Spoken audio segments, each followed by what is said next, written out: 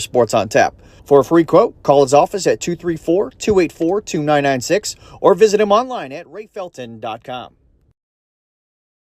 Whether you're hosting a corporate event, wedding, conference, concert, or any other special gathering, our comprehensive range of services will exceed your expectations and elevate your event to new heights.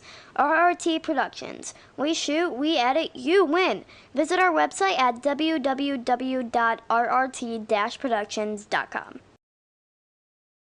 Hand and built leather goods. Leather goods built for life. Made by hand in the USA, all goods are made with veg-tanned leather. Some of the best quality around and made by a U.S. veteran. Check out their website, www.handbuiltleather.com. We've got the experience, the passion, and the beach to make your event a smash hit. Whether it's a romantic wedding, a lively sports venue, or a rocking high school dance, Troutland Entertainment has you covered. Contact them at 330-414-4261 or email them at troutlandent@gmail.com. That's troutlandent@gmail.com.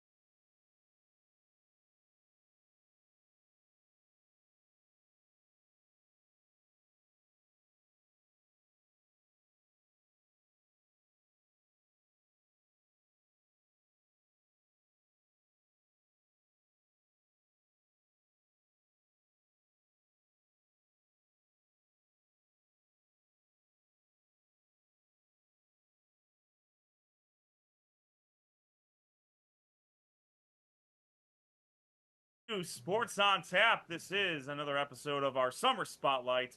My name is Ed Dick, alongside Rob Troutman, Sean Duffy, Noah Jacobson. Josh Duffy is out on a very important assignment. Happy anniversary to Josh and his beautiful wife, Pamela. Much more important than what we got going on here, no doubt about that. But for those of you who did tune in, we got a lot of great stuff going on here. You're watching this live on our YouTube channel at Sports on Tap. Make sure you like and subscribe. Get the notifications. We're about to go live on the air. You can follow us on Twitter/X at SOT Podcasts. That's for you to get all, once we can start going out and covering games in the field, all the updates are going to be popped on at SOT Podcast on X/Twitter. We're on Facebook at Sports on Tap. Make sure you follow us there as well. Like our page. We are also at Threads at SOT_podcasts. Our website is sportsontapodcast.com.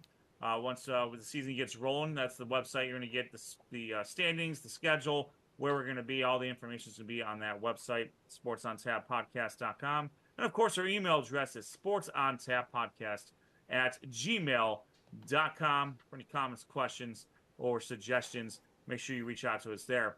Big thank you to our sponsors. You got to hear about our sponsors right before the show. Make sure you stay tuned at the end of this show to get to hear more information about our excellent sponsors as well. All right, we're continuing on. We're getting as many coaches on as we possibly can, and today is no different. We have 3 coaches that are going to be joining us today. Upcoming, we're waiting for him to join us right now, is Tim Brediger from North Olmsted. We're going to be joined by Nordonia head coach Jeff Fox right after that. And then we're wrapping up with North Royalton head coach Nick Ciulli after that as well. And so we got an action-packed show here. We're going to be covering the new Cleveland West Conference and the Suburban League National Conference. Those are the 2 conferences of which we're talking about today. But as all of you know, we cover the Cleveland West Conference, the Greater Cleveland Conference, the Southwest Conference, and the Suburban League. Each one of us has those conferences and those divisions as well. So we'll talk a little bit about North Olmsted before Coach Brediger gets on. North Olmsted, after a very, very good 2022 campaign, they started off a little slower than we're used to seeing North Olmsted start off with, and I think a lot of that had to do with Colin Willard. He was their all-world returning wide receiver, wide receiver, running back. He can do anything, and he wasn't available, from what I understand, earlier in the season, and that caused some issues for him. They started out 0-6, then they won 2 straight, and then they finished their season with 2 really, really good games. The shootout against Westlake was one of the best games that you'll see for the 2023 season. So with that, Coach Brediger, they didn't end the season. 2023 didn't go their way, and I think a lot of that can be attributed to the injuries. So we're looking forward to see from Coach Brediger what their season's going to be looking like. It's a new-ish conference. We'll talk more about this next week with the Cleveland West Conference. They remove Elyria Catholic, Holy Name, and Fairview left. The remaining 8 public schools now form the Cleveland West Conference. So we'll talk about that with Coach Brediger here in a little bit as well. When it comes to Nordonia, Jeff Fox, he has been a very, very successful coach for Nordonia for over a decade now at this point. Multiple playoff appearances. They went to the state championship game in 2014. They do have the following year after they went to the state championship, they were the number 8 seed in their region. They only went on the road and defeated number 1 Aurora in 2015. In recent years, lots of playoff success. They've made the playoffs 5 straight years. In 2021, they defeated John Hay, Willoughby South before they lost to a very tough Open team. In 2022, they defeated Garfield Heights and lost to a very good Riverside team. And last year, they lost to a very motivated Twinsburg team, which was a rematch of an early regular season game that was won by Nordonia. So there's a lot of experience. These players have played a lot of extra football, and we've talked about that with some of these coaches. And And then last and certainly not least, Nick Ciulli from North Royalton. He's been there since the early to mid 2000s. 2 years ago, they defeated Fremont Ross, and they lost to a very tough Avon team. But we'll get to Coach Ciulli here in a little bit. We are joined by the head coach of the North Olmsted Eagles. He's been there for about a decade, a little more than. We are joined by Tim Brediger, head coach of the North Olmsted Eagles. Coach Brediger, thanks for taking the time to join us tonight. Thank you. I had some technical difficulties. I apologize. No worries. No worries. We know how this. We all know how that goes. Yes, we do. Hey, Coach. As we're getting more into the preseason now, you guys had your 7-on-7s, your scrimmages. How was the offseason and the preseason going for the Eagles this year?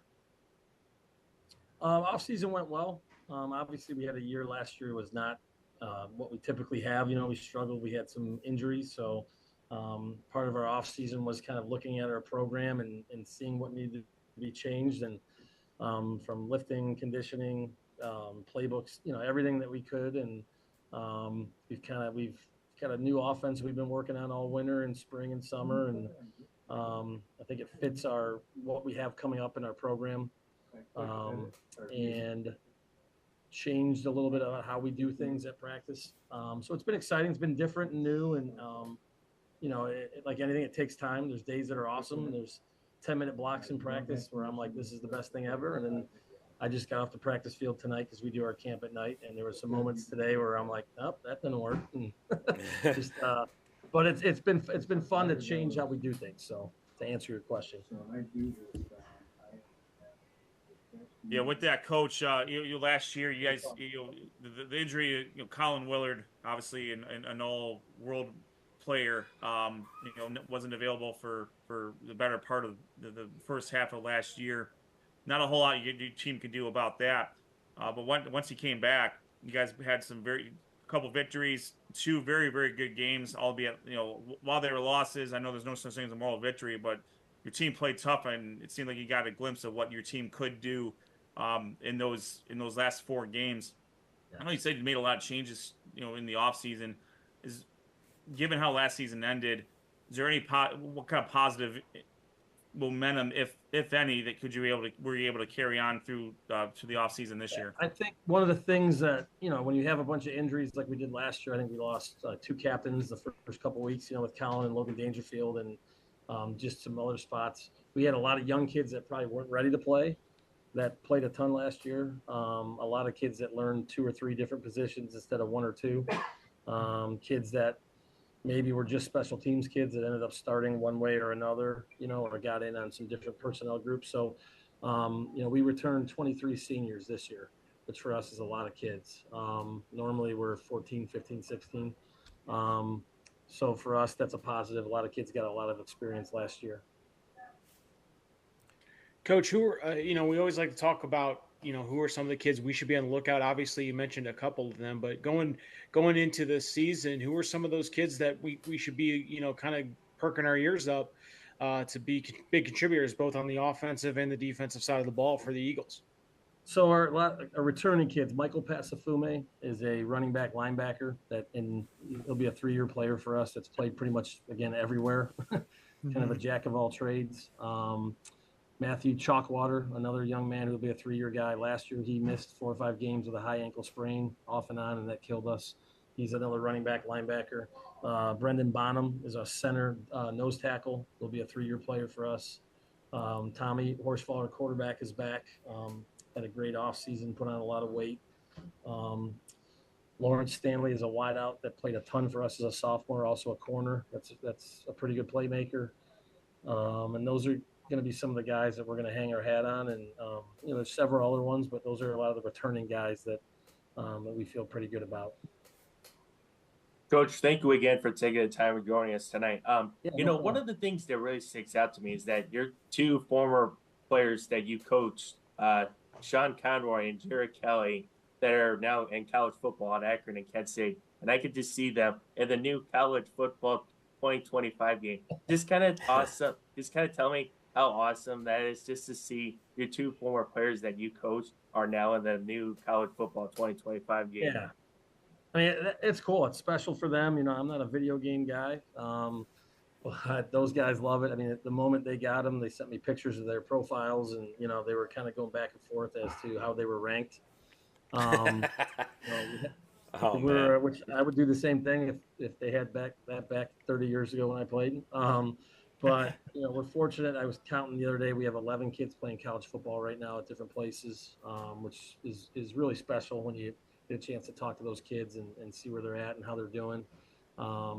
But yeah, that's a pretty cool thing to have two guys that are in Division I football playing, and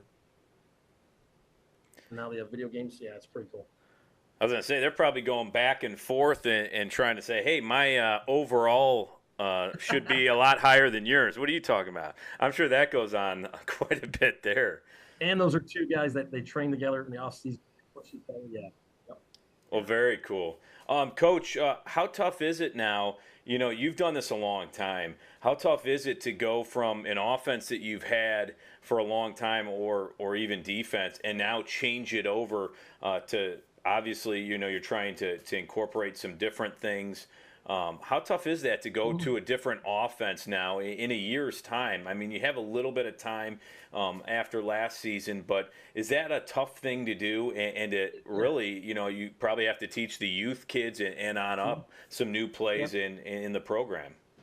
And we've been fortunate in the last 12 years. We've run one defense, which has been great. We've got the same D coordinator, so it makes life a lot easier. And we tweak it with our personnel a little bit. He does a great job with it. Offensively, we've kind of have had the same thing. We've changed a little bit, but the last three were in more of a wide spread zone type thing because we had the athletes. We had the Colin Willards, the Jared Kellys. When you have two of those guys on the field together, you can do some damage. And looking down the pipe, we don't have those types of kids, which a lot of people don't have those types of kids, but we have more running back, wing back, tight end types, and we're going to kind of curtail our offense more to that. It is tricky because you want to go fast, you want to do things, and you're used to just kind of adding on to what you've been doing, and you got to take a step back. And tonight, for example, at practice, we kind of broke things back down like we had done in May and June, after our scrimmage, and said, okay, we got to slow down and review how we block basic things instead of hurrying up and trying to get millions of reps. So, you kind of live and learn as you go. And the other hard part is when you design things, you have kids in mind, and we have a couple of kids that have been injured and can't go, and it kind of scraps some of the things you want to do. But that's football, and that's when you have 60 guys in your team or 55, whatever. That's what you got to do. Yep. And we're talking with head coach of the North Olmsted Eagles, Tim Brediger. Hey, coach, you've been the head coach since 2013. A lot of things have changed in 2013 and now. Obviously, we had the COVID year a few years back. What are some of the biggest? What are some of the biggest changes or some of the biggest things you've learned from your first year of coaching up to this point? Now. This will be my 26th year here at North Olmsted. Wow, that's incredible. Yeah, I'm old. I don't feel old, but I do, I guess. I don't know. Well, you started when you were what, 16 or 17? Thank you. Right out of college. But the way you practice is different. The technology is way different. There's technology throughout, and I'm still learning, and I'm not great at that at all. My coaches will be laughing if they hear this. I'm still learning that. But the time constraints our kids have, and our community is different a little bit than it was. The volumes of kids that we have playing sports is a little different than it might have been, when I first started. We go at night now. We go 4 to 9 or 4 to 8, for 2 days basically. Whereas you used to go from 7 to like 3 in the morning, and the kids all work, and you're trying to honor their ability to make money and pay for their cars and things like that. So it's a different animal, there's more distractions, I think. And part of our job is when they're here to minimize those distractions so kids can learn and be a kid, and that's tough because they have a lot of distractions. So it's, oh yeah. And I guess the pressure for, where you used to be able to play 3 sports easily, is a different thing now. I think if you play 2 in high school, that's a challenge, depending upon where you're at. And I was a multiple sport guy, so were most of our coaches. So I'm always trying to tell these kids to play at least 2. and we'll work it out. I would rather you be playing basketball or wrestling than sitting in a weight room for 4 months. I mean, there's benefits to both, but some of our best kids are multiple sport athletes, and that's kind of what we want. And unfortunately, that seems to be changing at a lot of places because of the club scene and AAU junk and all that stuff. So, fair enough, Coach. With that, now we're getting close enough to the season where I think it's focused on week one. You're running back the same non-conference schedule, but of course it starts with North Ridgeville. A very familiar program, very neighbors basically. Yep. Without giving too much away, what do you like about North Ridgeville, and what about North Ridgeville maybe make you think twice, and what do you think you could do to maybe be successful against them without giving too much away, of course? No, that's fine. I mean, we were able to see them scrimmage after ours, and we exchanged film with Coach Morgan already, and we know their staff very well. They've got a great staff. He's done a great job in the 3 years he's been there, and it's kind of a nice neighborhood rivalry, right? A lot of our kids grew up playing sports together against each other, and it's something we had a chance to get out of a year ago because we were at the end of the contract, and I mean they're right next to us. Why not play them, right? And I know they're going to become a bigger school, and they're in the SWC, and they did a great job last year.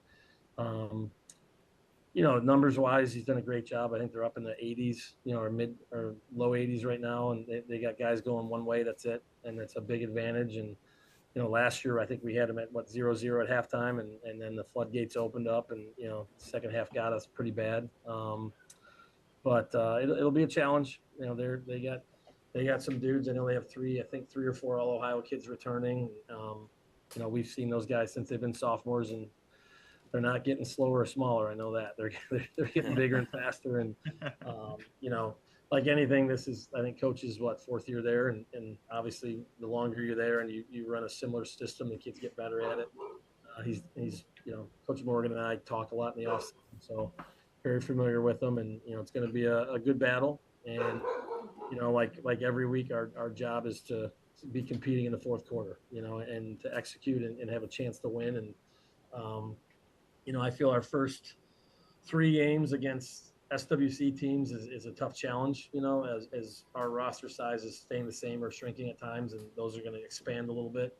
But my thought is the way the playoff system is now, if you can't go win 5 games, you shouldn't be in the playoffs. So I'm not going to run away from decent teams, and that's why you work all year to do this. It's not to go schedule, whatever. I won't say it. Not to go schedule good teams that are well coached and that have good programs, and see what you can do. And like I said, if you can't win 5 or whatever it is, and you shouldn't be in it. So I'm good with that. Well, Absolutely. Coach, as we'll get you out of here. Thanks for taking the time. I know competing in the new Cleveland West Conference, a lot of familiarity with some of the teams there. Regardless, Division II, Region 6. I gotta be remiss if I didn't mention. I know you're probably not in the business of talking about freshmen very much. I think I might have mentioned this to you last year. I'm trying to get Ashton Crookmeyer to move back to Brunswick, because me and his father are really good friends from back in the day. But I think he's sticking around there. I hope I just watched some scrimmage tonight. I'd like to keep him. Yeah. Fair enough. All right, Coach. Thanks again. Good luck to you this year. Hopefully we'll get some of your players on, and we'll definitely be in your backyard at some point in time with our coverage over the course of the season. Thank you for having me, and I apologize for being a few minutes late. Thank you, guys. Oh, no problem. Thanks, Coach. Thanks, Great talking to you. Thank you. That is head coach of the North Olmsted Eagles, Tim Brediger. They start their season off a home game against North Ridgeville on Friday night, August 23rd, and then they have a couple of away games in Midview and Amherst before they start their Cleveland West Conference schedule. You heard them. Last year, injuries were a big part of were a big issue. And with the depth that they have, like he said, you can't replace the Colin Willard. He was the closest thing they had to a Jared Kelly when they were on the field together when Jared was a senior. So hopefully, obviously with every team, we want them to be healthy to get their best guys out there. Absolutely. All right. Okay, we're going to move on. We're staying in Division Two. We're moving to Region 5 this time around. We're going to the Suburban League National Conference. We are joined by head coach Jeff Fox of the Knights. Coach Fox, thanks for taking the time to join us tonight. Hey, you're welcome. Thanks for having me, guys. Happy football season. That's right. Right. I like that. This is a great time of year. Coach, with you guys are starting to get more into preseason mode now. How's the off season been, and how has your immediate preseason been going so far? It's been great. We tried to give the kids time off last November after we got knocked out of the playoffs.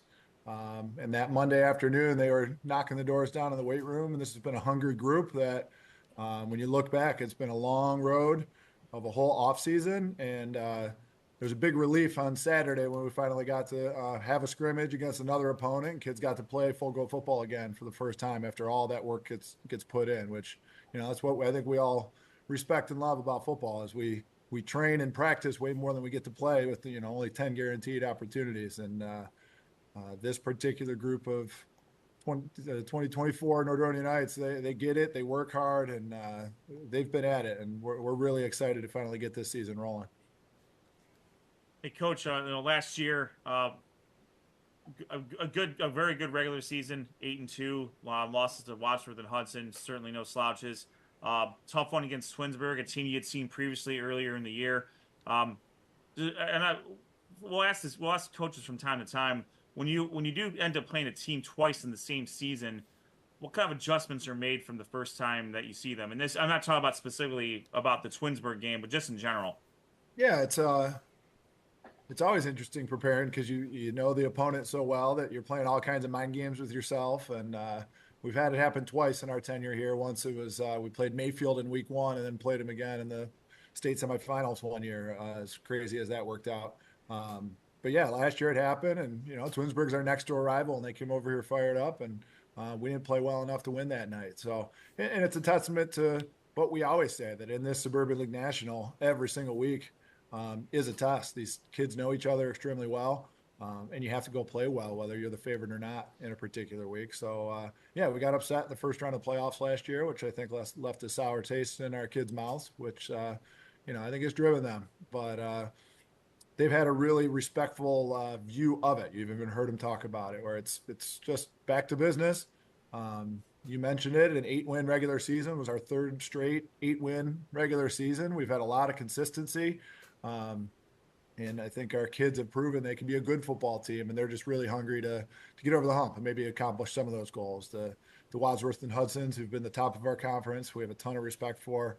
And our kids are just going to be ready to hopefully get the job done 1 week at a time, because we're right there in the mix. I think we have a good enough ball team to compete with anybody right now. We just got to go get that done.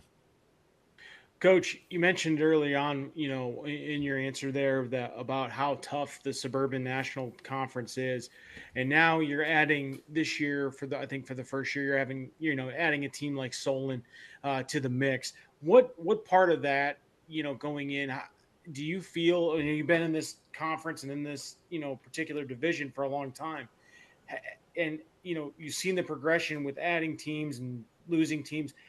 Is this probably coming into this year probably one of the toughest slates for the Suburban National Division? Yeah, to add Solon, a respected program like them. It's funny being in Northfield, Macedonia right here. We border Solon. I became the coach here in 2012 and heard about the old Solon rivalry, but I had never coached. I coached against them at a different program when I was an assistant once, and I had great respect for them. There was a lot of lore about that rivalry next door, and we hadn't played them in 20 years. And actually, we were the one team that all the lawyers got involved in the Suburban League expansion last year, and we were the one team that did end up playing Solon last year. So our schedule is exactly the same. So it was technically non-conference, but we played them for the first time in 20 years. And what a well-coached team, their program, Coach Wiz and Coach Bubonics, how they run things. They're going to be prepared, and we already heard from part of our staff was at their first scrimmage too. They're going to be much improved. And it just adds to top to bottom respected programs from great schools and good communities that add to what we say. When you talk about Wadsworth and Hudson that have been the top of the class, but Twinsburg, North Royalton, Brecksville, I'm forgetting one.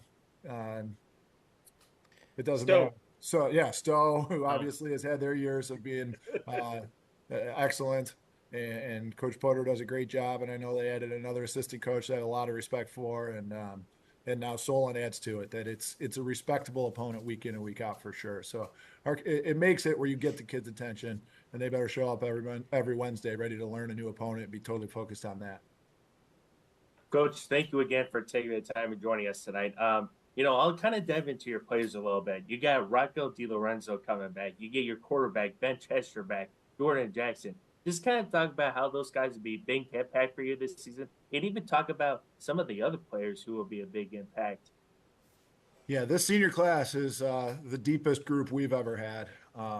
Someone recently asked about that most talented team we had 10 years ago, but this group's way deeper.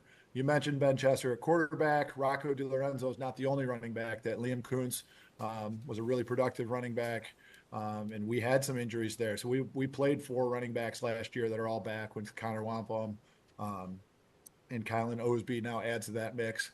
The receivers group is Danny Hours and Owen Smotek, a couple seniors that have gotten time over the last 2 years. The offensive line unit has the best center in Northeast Ohio, Grant Layfeld, an all-Ohio wrestler kid, and Gabe Hart and DK Liverpool also return after playing all last season up there. And then defensively, Jordan Jackson gets the notoriety being a 3-year starter, as long and as talented as he is. But at linebacker, Jordan Bird returns, and Caleb Aiken at that hybrid position. And then our corners, Blake Allen and Vince Natale, played all 10 games at corner, rotating around with the different positions with, graduated Israel Petit. But every position group, you can say, oh, yeah, we have that kid back. So it's really a unique situation. We have such veteran leadership, and it's been fun to watch them this summer because they've really made practices competitive, and they're trying to make each other better every single day. Because we have kids that have been there before, know what to expect, and it's made it so each day they compete with each other. And it seems to be paid off. And it was fun watching them in this scrimmage. We were at Olmsted Falls Saturday morning, and it wasn't a nervous, what are we going to find out? It was kids really excited, enthusiastic, and just ready to get after this challenge for the first time this year. Yeah, and Coach, looking at last year, I know, you preview the players and a lot coming back. What do you think they learned from last year? Because last year you started off, you won 6 games, and then you lose 2 straight games, which I've talked to other coaches, and it's pretty easy just to go down that hill after losing, 55-14 to Wadsworth and Hudson back-to-back. That was a close game. But then they pulled out 2 wins after that and kind of got back on track before, obviously, losing in the playoffs. But as a coach, how do you keep your players, positive in the right mindset? And now a lot of these players are going to be seniors this year, and they probably learned a lot from last year. So how, as a coach, do you keep those players focused and don't get too down about losses throughout the year? Yeah. I think it's what we constantly preach of play the next play mentality. When good things happen, play the next play. When bad things happen, play the next play. And, I think we laugh sometimes because all you announcer people talk about the word momentum constantly. And a phrase within our group is always, hey, momentum only exists for the mentally weak. Like, if you're talking about momentum and whatever the previous plays has affected, like, you got to be mentally tough enough to get that behind you, have a short memory. People talk about that with like corners and defensive backs. Hey, short memory if you got beat, but it's got to be true of all of it. I thought one of the best things last year, obviously Wadsworth came in here and jumped us last year in a game that they were an excellent football team. We felt we didn't play our best, but they kicked our butts. And the enthusiasm on Monday, just ready to turn the page and get ready for Hudson. And I thought we outplayed Hudson that night and then didn't get the job done. And they they're such a great opponent that you got to beat them. They didn't, but I was really proud of them after we kind of got our tails handed to us by Wadsworth. Our kids were ready to go for Hudson, and we didn't get the job done in a 1-possession loss. And then they were ready to turn the page and get on that next Monday scouting report and just take the next step, because I think they understand that's what you have to do as you have quality opponents. And hey, all the way back, you beat a Berea Mid Park back in week 2. which you could like say, oh man, now we're the greatest team ever. And you know what? It's back to business as usual, and the respect for that Mayfield rivalry, a non-conference rivalry. So there's going to be roads like that. And we just try to speak truth to all those cliches about 1 week at a time. And I think our kids get that, and our coaching staff definitely understands it right now. Talking with head coach of the Nordonia Knights, Jeff Fox. Hey, coach, the last few years, you guys have had success. You guys have playoffs the last 4 seasons, but for these seniors, it'll be the last 3 seasons. 6 extra weeks that they were able to practice combined from their freshman year on to the coming up to here. How big are those extra weeks that you guys get to prepare and keep the kids in your program? Yeah, it's very helpful to keep playing and to invite all those younger players. We've even tried to, be creative on what we do with those younger players and, create compete periods and freshman versus sophomore competes or different things. We actually stole some things from how they warm up their players from a team in our conference where, hey, our younger players in warm-ups on a Friday night, we're doing more with them while the varsity guys aren't even on the field. So we're trying to be creative and take a long-term view.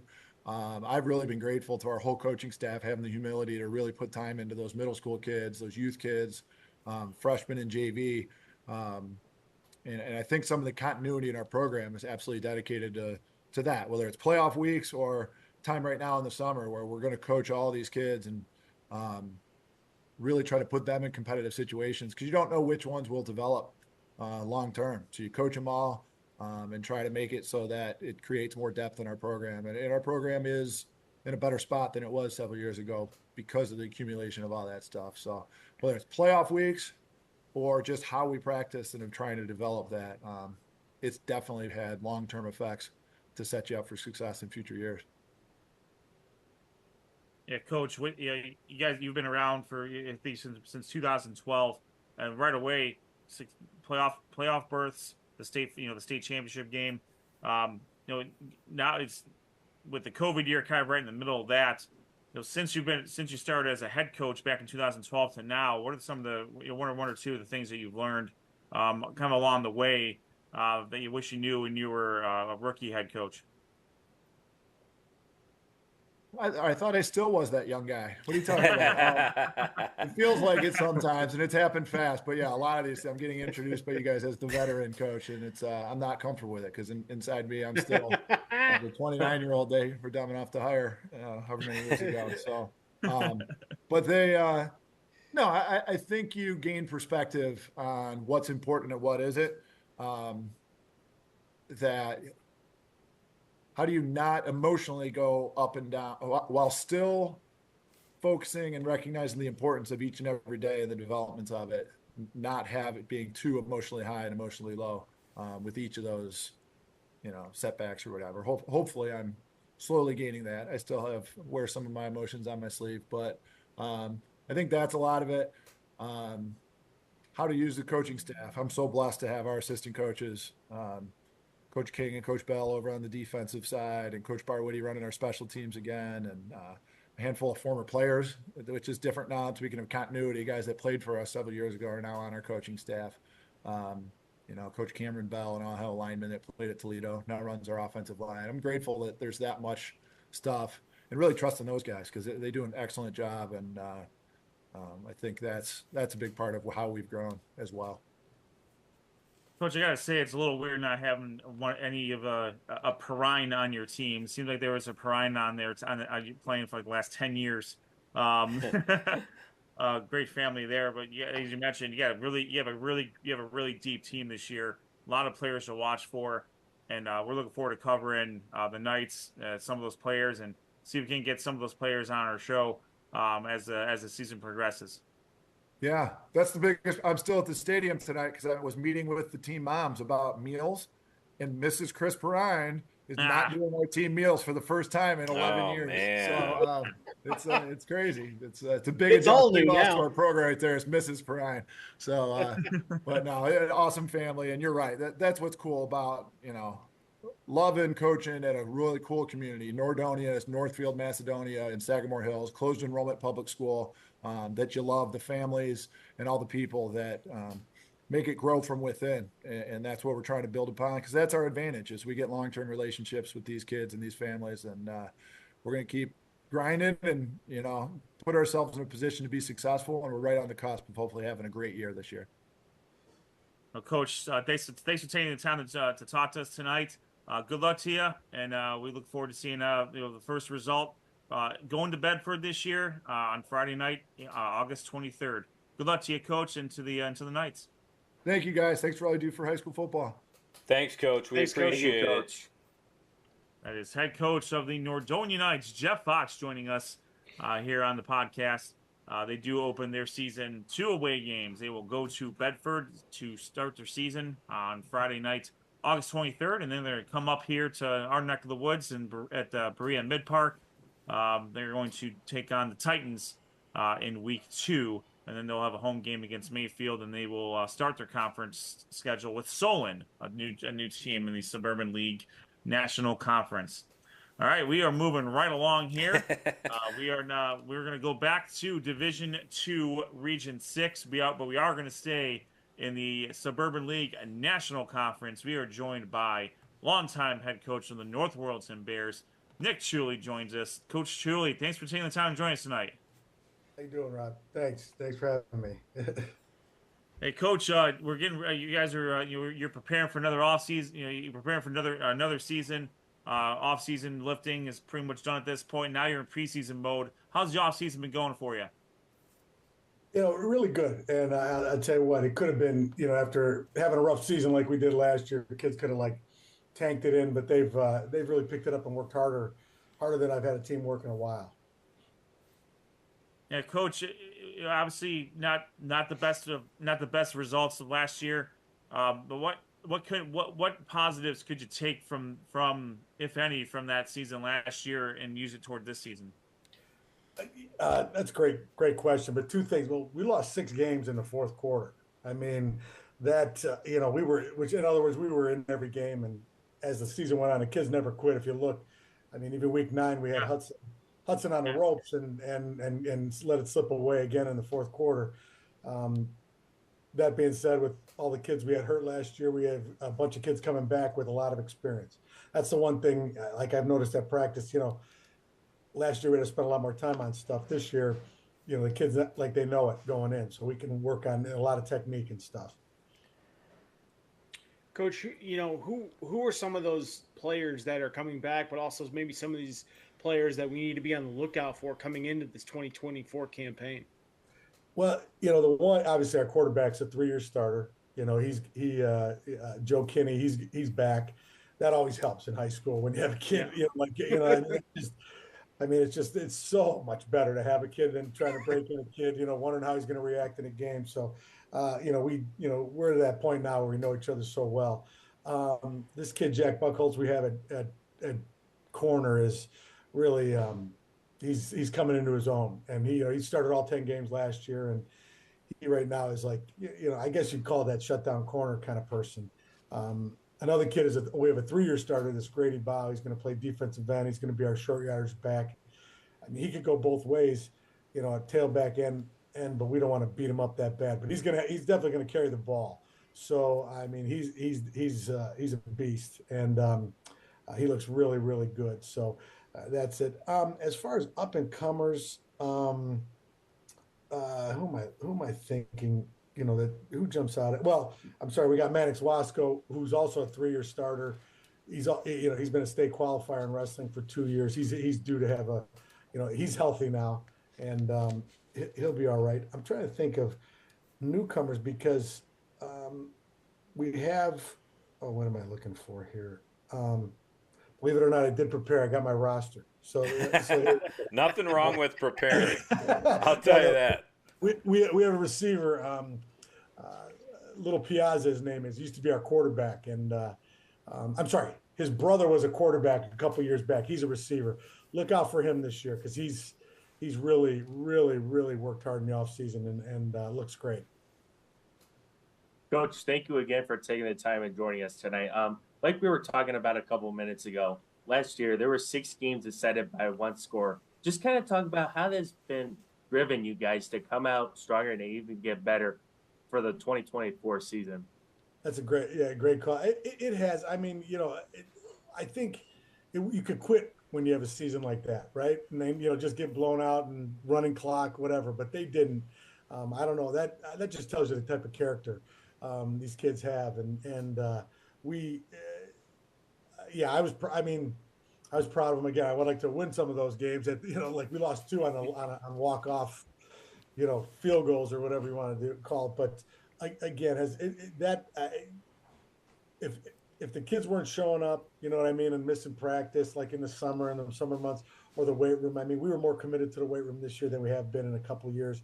It was just awesome. That's the only thing I can tell you is like you get that feel. And then when we started, I mean, their attitude has been great. Like it's been just so positive. So they want to win. That's what it comes down to. Well, I think when you look at, obviously it wasn't the record you guys wanted, but so many close games, which maybe this year with the experience, you can turn some of those close games into wins and really move along because, you've done this a long time. And as a coach, we've talked to a lot of coaches this year, and it seems like, there have been a few coaches that didn't have the seasons they wanted, and now they're changing the offense or the defense. In your head, did you ever think about that, changing the offense or the defense, or are you saying, we had so many close games this year, it could have been a few plays that maybe changed the outcome of some of those games. You stick to the plan, and a lot of these players probably know the offense and defense like the back of their hand, and they'll come in a little stronger this year. Absolutely. I mean, you always have to tweak it. Every year you got to tweak it to what you got because, we're not the NFL that just like brings the same guys back over and over. Right? I mean, it's just, we had Cody Miller for years. He's the all-time leading rusher for North Royalton. So we were a running team. Now we got a 3-year quarterback. I mean, I'm not telling my guys in the league anything they don't know. We're going to probably throw the ball a little bit more this year. But other than that, I mean, I don't think you should abandon. I mean, if you're getting absolutely killed, you don't move the ball at all, and teams are scoring 50 a game, you got to make some kind of change. You got to do that. But when you're in every game like that, it just the ball bounce funny sometimes. And again, if I like what you say. You stick with what you do it well. You know what I mean? Like kids know it coming in, they feel comfortable with it. Obviously we're not going to do everything the same because, you do have to make some changes, again, based on your personnel. But we need, but to revamp the whole thing and blow it up, I think that's tough to do. Not only your players don't know, your coaches don't know it either that well. And, a lot of times when you develop an offense and defense, you have answers. You know what I mean? Like you have answers. And to like when other teams, are doing stuff to you, you start blowing everything up and going a whole new way. You don't know, you're going to get caught and lost, not doing anything well.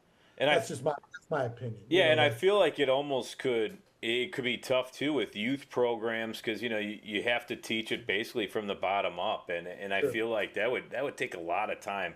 I mean, obviously I'm not a head coach, but talking to coaches, it seems like it would take a lot of time and effort, and obviously, like you said, there are things you're going to change, and not everything's going to be the same. But it'd be a tough thing, I feel like, to do. It's really tough, and it's fun because I've taken all. When I was at Valley Forge my first 3 years, and we started from scratch there, and then when I got to Royalton, we started from scratch again. I know how tough that is when you're coming in and you're brand new with everything. It takes 3 years. I mean, it takes 3-4 years to get going. And, we were in the playoffs, the previous 3 years, and it's like, okay, we try to pinpoint what we did wrong, and we did stuff wrong, anyway, not just the kids, us coaches too. We always, we look at ourselves all the time. I mean, no way am I perfect. I'll tell you that right now. But we look at the things we did. We go over the film and all that kind of stuff and change and tweak what we think. But as far as like wholesale changes, that's not in our thing. It's tough to do that, like you said. Well, Coach, one thing that doesn't need to change, and I've seen this multiple years since covering, the Suburban League is, the amount of, local support your program has. Whether you guys are losing by you guys fill that stadium week in, week out, and you travel really well. Can you talk a little bit about just how over your career that's kind of, been on the upswing more than the downswing? You haven't really had a lot of ebbs and flows from what I've seen. You've had a lot of community support, and you have a lot of people out there on Friday nights. If North Royalton's playing, by God, there ain't a lot going on in North Royalton. I'll tell you that right now. You can park wherever you want. Sure, It's the park, but you can't get into any store in North Royalton. Right. Yeah. Especially you can't get into the 3 spot, right? You can't. Oh God. Yeah, you can't. A bad day. I tried a couple times. You can't. You can't get into the 3 spot. It's a bad night, man. That's a bad night. I agree. Yeah. That's what I was told. That's what I've heard. I've heard. I haven't been there on a Friday. So yeah. That's great. That's great. No, you know what's funny? I tell the story all the time. Our first game, I remember we walked up. Somehow we heard the 50-50 was 100. This is, again, guys, 20 years ago, was $179. So what's the split on that? Like around, 80 to $90. $80. Right? Don't want that. Was it 3 years later? We went to the playoffs. The split was $2,000. Oh, so man. we were pretty proud of that. That was our first playoff year. That after that 3 years, and you know what? Again, ever since then, it's been great. We call it. We always like it. It's an event. I mean, our band is great. Our cheerleaders are great. It's an event in North Royalton, and they like to come. So it's a combination of everybody. It's the football team. Our student section is great. I mean, it is a nice atmosphere there. We sit in that little middle of town there, and everybody likes to come. And again, it's a real friendly place, and our stadium's second to none. So I mean, it's like oh yeah, a game, though. So that support we've had has been awesome, and me too. Like from the administration. Our board members, they're great. I mean, again, it's a whole community thing, and that's how we want to keep it that way. So yeah, and I will say when I go there, I try to stop at Shake Shop right there, but try to stop there, but it's always packed. So I keep driving, make sure I get a good spot in the parking lot. But just to give them a plug because they've been there a long time. I know that forever. It's always ice cream. Yeah. Yeah, what's your favorite shake, man? I'm the basic chocolate guy. The chocolate milkshake. I mean, it's thick, it's creamy, it's good, tastes delicious. They do a great job. We're talking with head coach of North Royalton, Nick Ciulli here. Coach, a couple of us are from Brunswick, and okay. And we've so me, Rob, and Josh played at Brunswick in the late '90s and early 2000s. So we see. Yeah, I probably coached against you. Go ahead. Say it. Well, no, I'm not going to say anything. In 2000. No, what I was going to say is I hate North Royalton's field because I had terrible kicking games there. I missed a field goal against you guys in 2000 and. Brad Rakowski barely knocked one over the goalpost from like 30 yards out. And you guys won 17-16 over us. Oh man, that was in 2000. Yeah, that was Coach. Oh my God, Coach Ambrose was the coach. Then. Yeah, I remember that. That was one of his biggest wins ever, beating you guys. That's tough to do. Oh man, Ed, rub in the wound there. That was his biggest win ever. No, believe me, that was a bad year for us. I kicked this. I might have actually hit the Shake Shop with my field goal attempt. I was kicking towards. That's a hard hook. I was kicking it towards 82, and it wasn't close at all. Well, you got that draft from all the trucks going on in 82. That's what happened. You can't kick into 82. You're basically kicking into a backdraft. Well, my overall point of this, besides reliving my failures, is that's the stadium itself, like you mentioned, second to none. Well, we played there when it wasn't as nice as it was now. I mean, the way stands weren't great. The home stands were okay, but like the worked out the money that was put into that. You guys have such a great facility. I covered a game against Hudson a few years back. Everything it's first class. And it's really good. It's really good for North Royalton. It's a great thing for North Royalton, and really everything's better when North Royalton's good at sports, especially around our parts, because you guys are right next to us, and having that competition amongst the schools that are right around us, including North Royalton, It's just fantastic. Great You stuff. mentioned, please go Yeah, ahead. go ahead. No, I was going to tell you, I don't know if you've seen lately, we got our baseball field and girls softball field now are turf. And we got a new locker room for football, which the teams are going to possibly be able to be both up at the stadium now. Oh, nice. So they're going to make the away team walk 100 yards. That's great. Yeah. I'm still fighting that one. I think I want to bring them, make them scale a building to come. Yeah, right. They're the away team. Right. Home field advantage for a reason. Right. So no, there's just a lot of good things. There's still a lot of good things happening. I mean, with that, because we got the new school, and that was about 4 years ago, and now, like I said, our facilities, it's just beautiful. I mean, again, with the baseball field and the girls softball being turf, I mean, it's awesome. It really is. So, thank you. Hey, Coach, you mentioned Joe Kinney, another 3-year starter. You've had some great quarterbacks over the years: Travis Tarnowski, Joey Marisek. Yeah. Now Joe Kinney. I mean, just obviously you mentioned it earlier. It's just so much for you as a coach. It's so much easier having a 3rd-year guy in there. Awesome. It's almost like you talking more like graduate level stuff with him, and he's always can serve as another coach on the field for you. So true. And his leadership skills. I mean, just, when he was a sophomore, I always tell him, same with Tarnowski and Marusik when all they were young, I go, whether you want to or not, you're the leader. You know what I mean? When you're the quarterback, it doesn't matter what grade you're in. So, that everybody's going to look to you, and some of them embrace it. And a couple of these guys have embraced it, and some guys don't. Some guys can't do it. So, but what's great is Joe has really this year, like, even taken it a step further, like he should have as a senior. And we start to think on the same page. You know what I mean? Days with Tarnowski and Marusik and those guys, I would almost call play, and they'd be mouthing it before I called it. You know what I mean? That's great. It's always better that way. And Joe's starting to get to that way, and it's fun. You can't help it. I've been, like I said, these are good players, man. I just my job is not to screw them up. That's the key. They work hard, and again, they're good kids, and Joe's following right along in that line.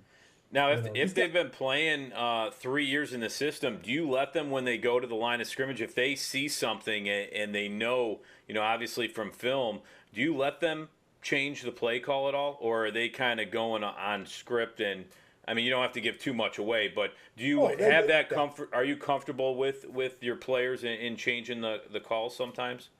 Absolutely. I mean, that trust, you got to put that trust into them and let them go sometimes. Are they going to be perfect? No. Am I perfect? No. I mean, but, if you don't let them go, you'll never find out. So, yeah, they we talk about different things. We try to set up things with formations and different things, but you got to be able to check off nowadays because teams start to disguise stuff all the time, and, these defensive guys cheat. They jump around, they blitz, they do all this stuff. They don't sit in one spot like they're supposed to, And so we have to adjust. He's got to be able to see it, and he reads a lot too on the run. Like the biggest thing he's got to be able to do is, pick who to throw to. You know what I mean? Like based on the defense. Like when you're real young, when you're a sophomore, you stare at your receivers. Now he's got to be, and we try to work on that and get him out of that. Now he's looking at the defense all the time, and that's what he's got to do. He's got to know the offense and know where the receivers are going to be, and then the way the defense reacts, he knows where to go. So yes, he definitely has the ability to check off. Yeah. Hey, Coach, one last question before we get you out of here. I mean, as you mentioned, you've been around since the early 2000s. It's been a minute. We're not trying to make you old. No, that's fine. Coach Fox definitely called us out. Wiley veteran. Yes. That's good, Wiley. As you progress in your head coaching career from the early 2000s and late 90s to now, what are one or two of the biggest things that you've learned over the years as a head coach, or something that you could tell younger coach, hey man, like now I know what's going on here. This is what I wish I could tell you.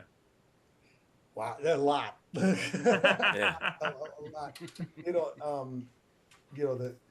The kids are still the kids. You know what I mean? They're fine. Society's changed, parents have changed. You know what I mean? Like that's the biggest thing. I I would say the number one thing you got to do if you're going to be a young coach coming in is do it right. And the one thing I said when I started coaching, I said I got to look at this guy in the mirror every day. And if I'm going to do it, I'm going to do it right. And we're in the business of kids, and these are not pro athletes. They're not, um, I'm very protective of them. Don't get me wrong. I once in a while raise my voice, but I would tell any any young coach, you know, ignore all the noise and focus on these kids because they're great and they work hard for you and they do want to do well, and again, do it right. The you hear rumors, you hear about the easy way, you hear about guys practicing in April. I can honestly say, 20 going on my 3rd year of being a head coach, doing it right, because it's really been enjoyable, and it makes it, when you have success, it makes it worthwhile. You know what I mean? It makes it real. And that's what I've always liked. When we made it to the playoffs, we did it doing it right. We didn't 10 days in the summer, we did 10 days. We didn't do 15 days. We didn't do 20 days. We did it right. We did it with good, hard football the right way, and had a lot of fun with it. And that's how you can last, because, like some of these guys too, that do that other stuff, they burn themselves out too. You know what I mean? And it's tough on them. But, that's the number one thing, is because there's a lot of temptation to do it the wrong way. And, but, in the end, it is, you're still in the business of kids. So don't, and it's a game, and we're teaching them more than just football. And that's what makes it worthwhile.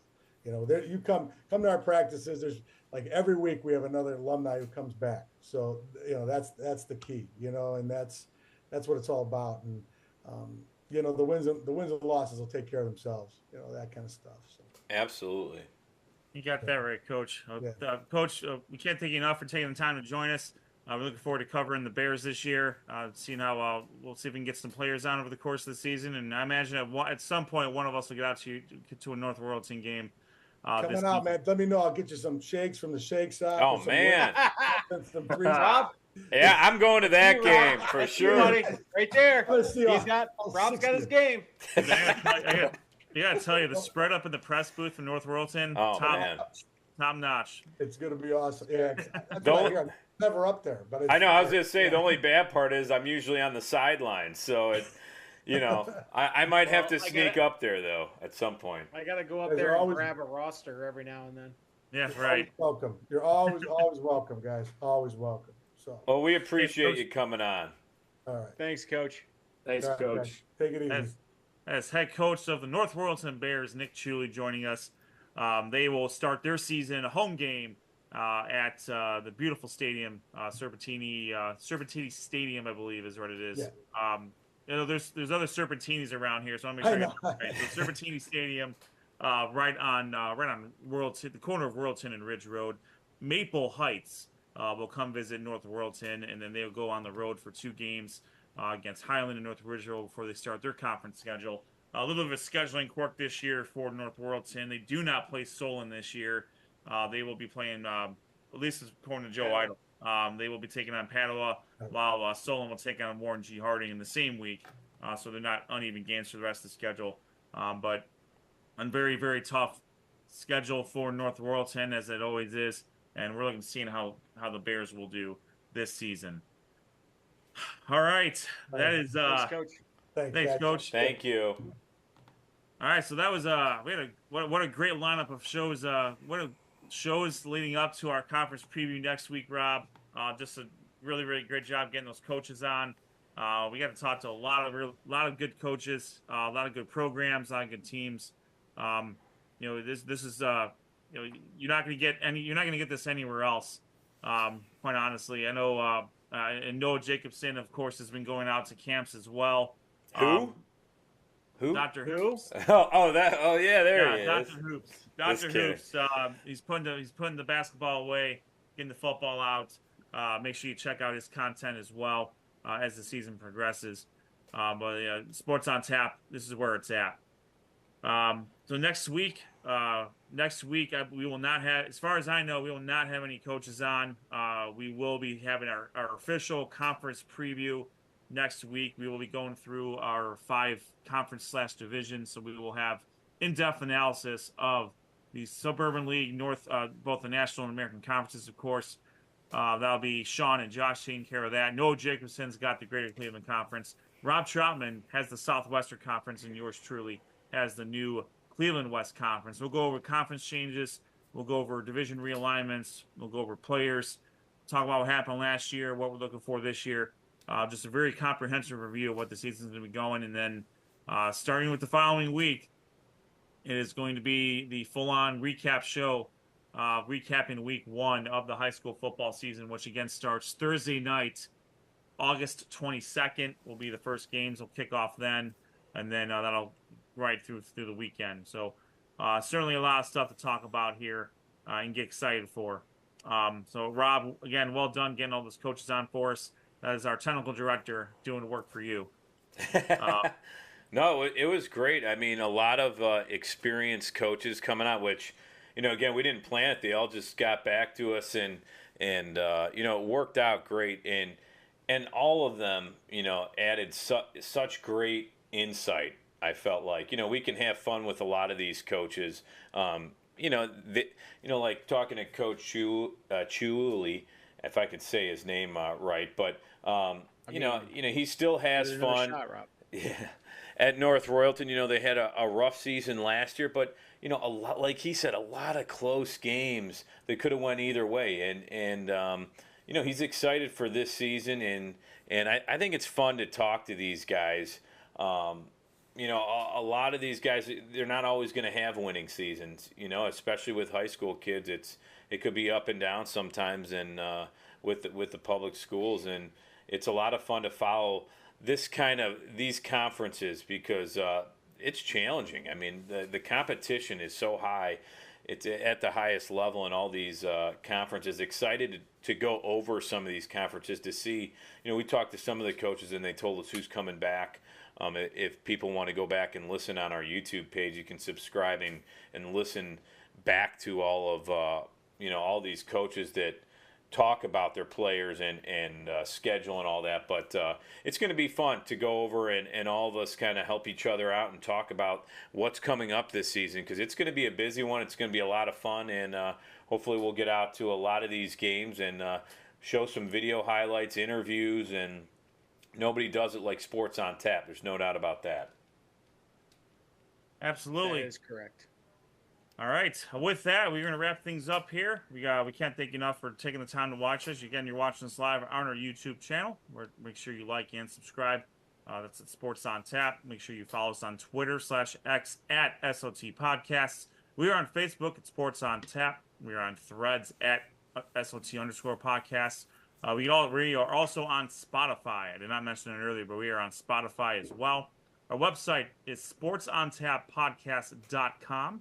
Make sure you follow us. Make sure you check out that website for the standings, the schedules, and where we're going to be.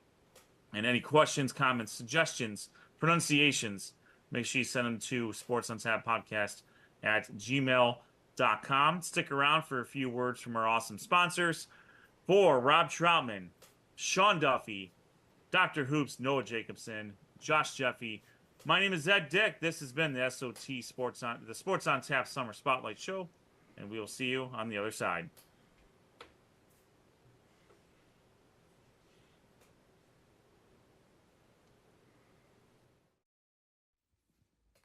Have you compared insurance rates lately? Are you satisfied with your current insurance provider? If not, look no further than Ray Felton State Farm, a proud sponsor of Sports on Tap. For a free quote, call his office at 234-284-2996 or visit him online at rayfelton.com. Whether you're hosting a corporate event, wedding, conference, concert, or any other special gathering, our comprehensive range of services will exceed your expectations and elevate your event to new heights. RRT Productions. We shoot, we edit, you win. Visit our website at www.rrt-productions.com. Hand-and-built leather goods. Leather goods built for life. Made by hand in the USA, all goods are made with veg-tanned leather. Some of the best quality around and made by a U.S. veteran. Check out their website, www.handbuiltleather.com. We've got the experience, the passion, and the beach to make your event a smash hit. Whether it's a romantic wedding, a lively sports venue, or a rocking high school dance, Troutland Entertainment has you covered. Contact them at 330-414-4261 or email them at troutlandent@gmail.com. That's troutlandent@gmail.com.